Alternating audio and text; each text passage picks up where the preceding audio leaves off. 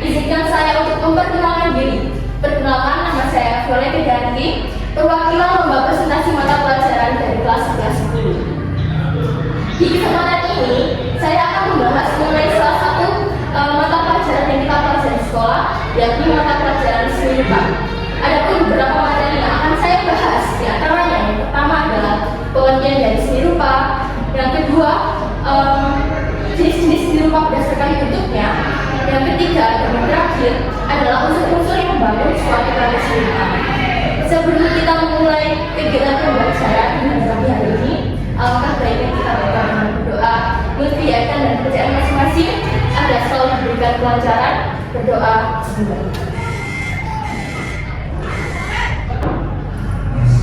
Berdoa selesai.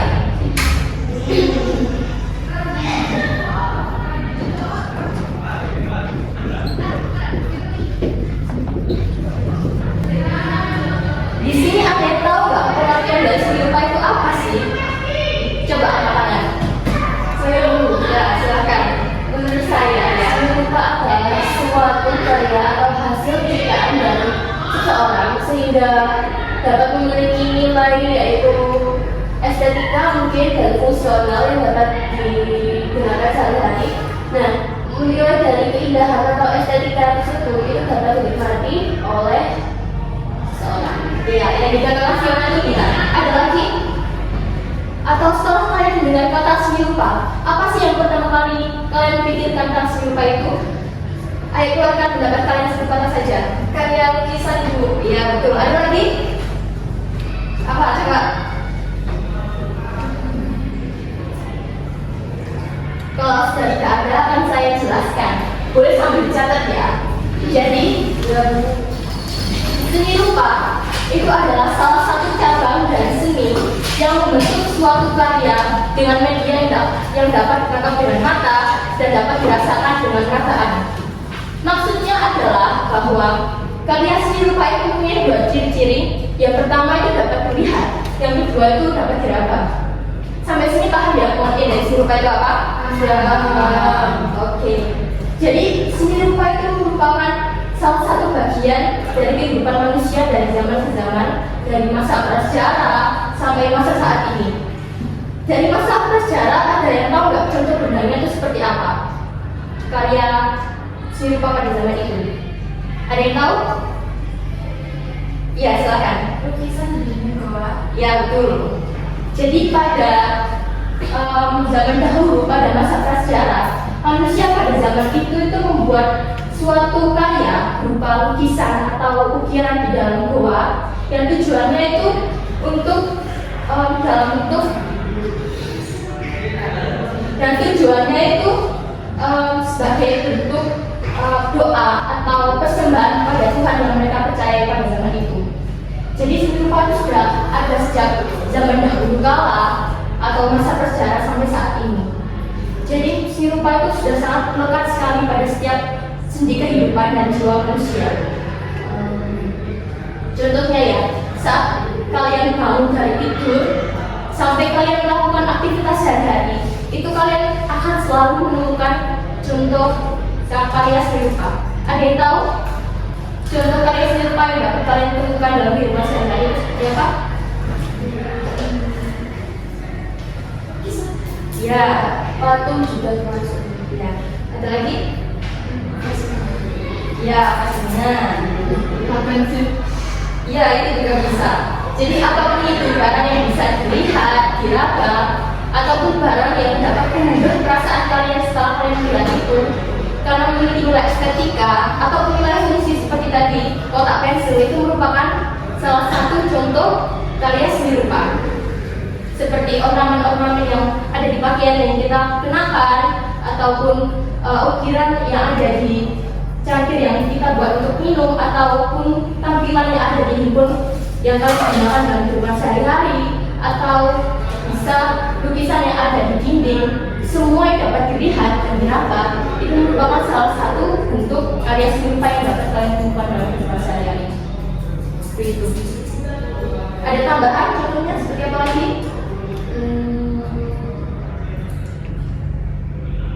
Jadi sudah ada ya, sudah paham ya? Sudah. maka akan saya lanjutkan. Jadi jenis-jenis seni rupa itu ada banyak sekali macamnya dan dikelompokkan menjadi 3 bagian. Yang pertama, jenis seni rupa berdasarkan fungsinya. Ada 2, bedakan menjadi 2. Ada yang tahu apa itu? Jenis seni rupa berdasarkan fungsinya. Jadi yang pertama seni rupa murni. Yang kedua adalah seni rupa terapan. Untuk pengelompokan jenis seni rupa selanjutnya, yang kedua adalah jenis-jenis seni rupa berdasarkan masanya. Itu dibedakan menjadi 3. Ada yang tahu? Berdasarkan masanya. Ayo, ada yang tahu? Silakan. Ya, silakan. Tradisional. Ya, betul. Seni rupa tradisional. Yang kedua adalah modern. Ya. Selanjutnya, yang terakhir seni rupa. Ya, seni rupa kontemporer.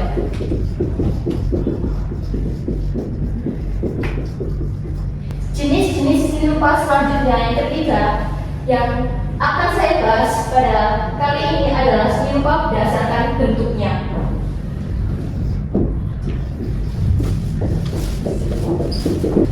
Itu ada 2. Ada yang tahu? Seni rupa berdasarkan bentuknya dibedakan menjadi 2 macam. Ya, siapa sih? Yang 3 dimensi. Betul sekali. Seni rupa 2 dimensi dan seni rupa 3 dimensi. Dari kedua jenis seni rupa ini, ada yang tahu nggak beda-bedanya? Bedanya itu seperti apa? Ciri-cirinya ini? Saya Ibu. Silakan. Kalau seni rupa 2 dimensi itu hanya memiliki unsur panjang dan lebar. Sedangkan kalau seni rupa 3 dimensi itu memiliki unsur panjang, lebar, dan tinggi dan dapat dilihat dari segala arah. Kalau seni rupa 2 dimensi itu hanya dilihat dari satu arah. Ya, betul sekali yang dikatakan Mas Reza tadi. Jadi bedanya seni rupa 2 dimensi dan 3 dimensi. Kalau seni rupa 2 dimensi itu ciri-cirinya yang pertama, dia itu dapat dilihat dari satu arah saja, yaitu arah depan ataupun arah belakang, hanya satu saja. Selanjutnya, ciri-ciri selanjutnya, seni rupa 2 dimensi itu memiliki 2 ukuran, yakni panjang dan lebar. Selanjutnya, seni rupa 2 dimensi itu mempunyai koordinat X dan Y. Berbeda dengan seni rupa 3 dimensi. Seni rupa 3 dimensi itu memiliki ciri-ciri yang pertama, dia itu dapat dilihat dari berbagai arah. Bisa dari arah depan, belakang, kanan, kiri, atas, ataupun bawah. Selanjutnya, seni rupa 3 dimensi itu memiliki 3 ukuran, yakni panjang, lebar, dan tinggi. Maksudnya, seni rupa 3 dimensi memiliki panjang, lebar, dan tinggi itu dia itu memiliki volume atau ruang karena memiliki 3 ukuran itu. Ciri-ciri selanjutnya, seni rupa 3 dimensi dia itu memiliki koordinat X, Y, dan Z. Bedanya dengan seni rupa 2 dimensi, seni rupa 3 dimensi ada tambahan koordinat Z. Sampai sini paham ya? Ciri-cirinya seperti apa? Ada yang bisa menyebutkan contoh dari kedua jenis rupa tersebut? Ayo. Contohnya seni rupa 2 dimensi itu apa saja sih? Ya, Lukisan. ya benar, 2 dimensi contohnya lukisan. Ada lagi? Batik Bu. Betul. 3. Ada yang tahu? Seni grafis. Ya betul. Seni grafis.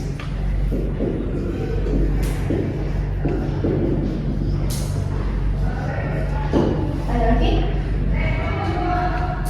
Ada mozaik, kaligrafi,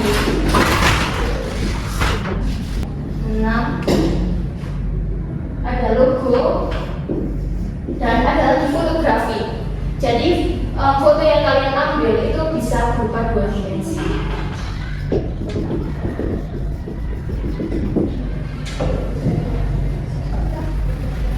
Kalau seni rupa tiga dimensi, ada yang bisa memberikan contoh gaya yang bisa kalian lakukan? Contoh tiga dimensi itu Ya. kayak patung, Ya, habis itu pas bunga. ya. Ada lagi? Topeng. Betul. Ya. Patung. Pas bunga. Topeng.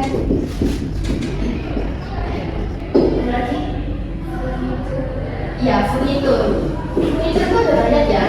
Ada meja, kursi, atau benda lainnya yang menunjang kehidupan sehari-hari. Itu furnitur. Ada lagi, itu namanya pria. Ada yang tahu nggak pria itu apa? Nggak tahu. Jadi pria itu kerajinan tangan.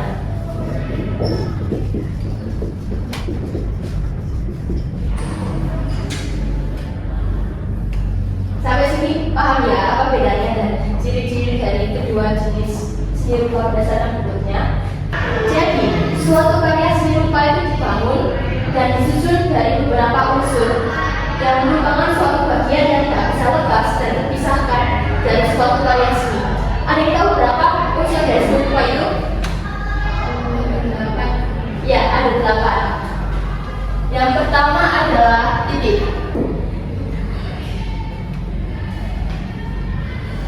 Jadi, titik itu merupakan unsur seni rupa yang mendasar dan yang paling sederhana. Nah, titik ini akan berarti jika jumlahnya banyak. Buktinya, jika titik itu merupakan hal dasar dan akan berarti jika jumlahnya banyak. Semisal, kalian melakukan selfie. Nah, hasil foto kalian tadi itu kalian terpisah hingga maksimal, maka kalian akan menemukan kotak-kotak kecil. Nah, di mana kotak-kotak kecil itu merupakan bagian terkecil dari foto yang dengan jumlahnya yang banyak, maka kotak-kotak kecil itu akan membentuk foto kalian tadi. Gitu.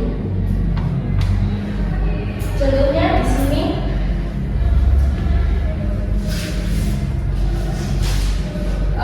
gambar titik ya. Akan saya contohkan gambar titik. Jadi titik ini akan berarti jika jumlahnya banyak. Nah, ini contoh saja ya. Seperti itu kayak gambar burung gitu. Nah, unsur seni rupa selanjutnya adalah garis. Garis merupakan unsur seni rupa yang dihasilkan dari penggabungan titik tadi. Garis itu bentuknya memanjang dan memiliki arah. Ada banyak sekali jenis-jenis garis. Nah, contohnya di antaranya ada garis lurus yang terdiri dari garis vertikal, horizontal, dan diagonal. Kemudian ada garis lengkung, bergelombang, patah-patah, spiral, zigzag, dan lain sebagainya. Tentunya suatu garis itu memiliki kesan apabila diterapkan dalam suatu gambar. Contohnya seperti garis lurus. Garis lurus itu memiliki kesan yang tegas. Berbeda dengan garis lengkung. Mereka itu memiliki kesan lembut, lentur, dan lain-lain.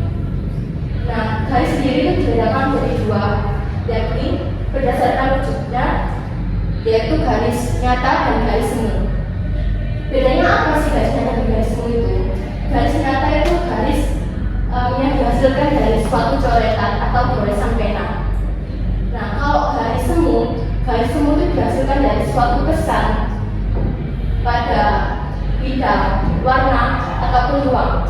Contohnya, semisal kalian mengecat tembok atau melukis tembok dengan dua warna yang berbeda atau kontras, maka akan menghasilkan suatu garis. Nah, garis itu merupakan hasil dari kesan yang diambil dari kedua warna yang berbeda. Jadi segitu bedanya garis nyata dan garis semu.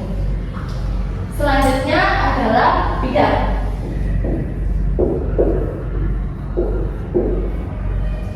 Bidang merupakan unsur seni rupa berupa area yang dibatasi oleh garis-garis yang saling berhubungan.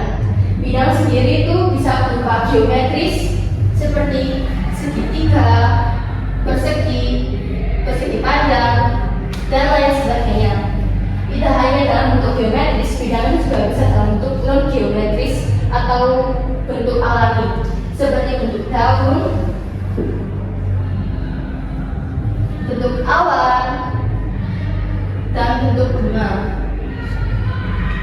Istilah bidang sendiri itu merupakan atau menunjukkan suatu bidang data yang tidak memiliki volume. Berbeda dengan unsur seni rupa selanjutnya, yaitu bentuk.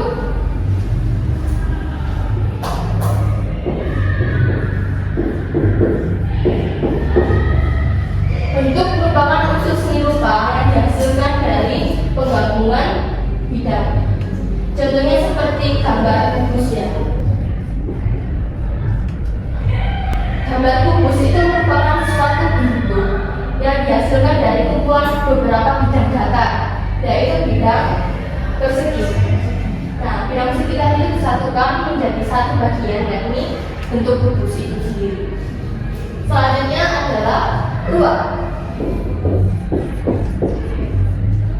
Ruang merupakan unsur seni rupa yang memiliki volume atau kedalaman atau besar 3 dimensi. Contohnya seperti gambar kubus tadi. Gambar kubus tadi itu kalian arsir, lalu kalian beri garis imajiner atau garis putus-putus, sehingga kubus tadi itu memiliki kesan akan terlihat mempunyai isi atau kesan ruang pada kubus tersebut. Selanjutnya, unsur seni rupa selanjutnya adalah warna. Warna merupakan unsur seni rupa berupa karakteristik yang dihasilkan dari persepsi penglihatan manusia. Mana persepsi itu akan membuat manusia dapat membedakan benda-benda yang ada di sekitarnya, seperti langit berwarna biru, daun berwarna hijau, dan lain-lain. Selain itu, syarat utama untuk manusia dapat membedakan warna harus ada cahaya yang menyinari benda tersebut. Kemampuan manusia sendiri untuk dapat membedakan jenis-jenis warna itu dikarenakan mata manusia mempunyai sel-sel kerucut yang mampu menerjemahkan gelombang elektromagnetik dari cahaya matahari. Selanjutnya adalah tekstur.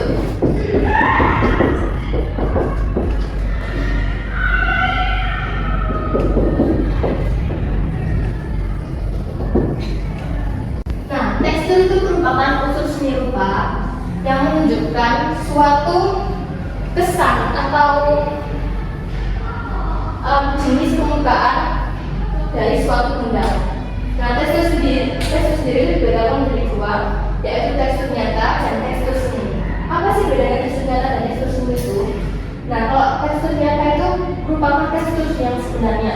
Contohnya ketika kalian lihat permukaan itu kayak seperti kasar, setelah itu kalian raba atau kalian pegang, ternyata itu benar-benar kasar, maka itu dinamakan dengan tekstur nyata atau tekstur sebenarnya dari suatu benda.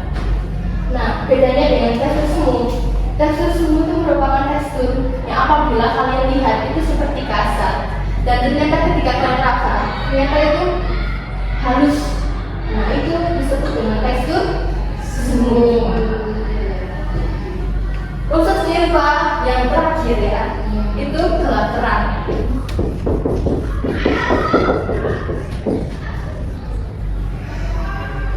Gelap terang merupakan unsur seni rupa yang dihasilkan karena perbedaan intensitas cahaya yang jatuh pada permukaan benda. Contohnya seperti ini. Saya akan gambarkan contoh gelap terang itu seperti apa.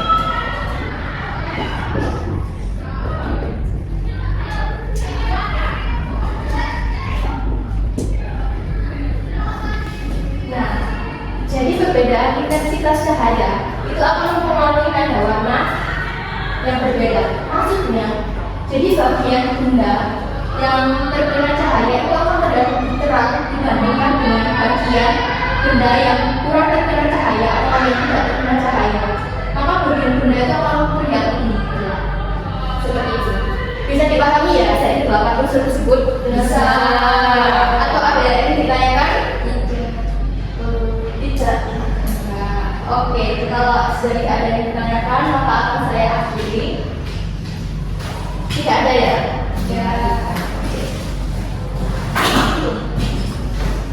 Jadi sekian untuk video presentasi mata pelajaran yang dapat saya sampaikan pada kali ini. Atas salah kata dan kurang lebihnya saya ucapkan mohon maaf sebesar-besarnya, dan saya ucapkan terima kasih kepada teman-teman yang telah ikut serta dan berpartisipasi dalam membantu menyelesaikan video. Dan terima kasih pula kepada para dewan juri dan teman-teman sekalian yang telah meluangkan waktunya dan perhatiannya. Sekian, terima kasih. Wassalamualaikum